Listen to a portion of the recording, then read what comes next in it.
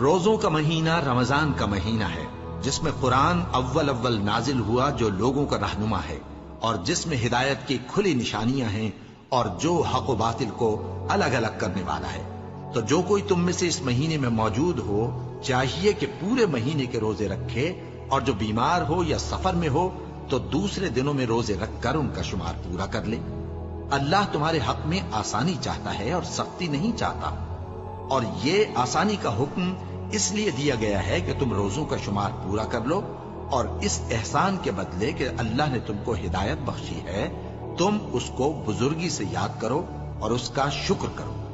اور اے پیغمبر، جب تم سے میرے بندے میرے بارے میں دریافت کریں تو انہیں معلوم ہو کہ میں تو تمہارے پاس ہی ہوں۔ جب کوئی پکارنے والا مجھے پکارتا ہے تو میں اس کی دعا قبول کرتا ہوں۔ تو ان کو چاہیے کہ میرے حکموں کو مانیں اور مجھ پر ایمان رکھیں تاکہ نیک رستہ پائیں۔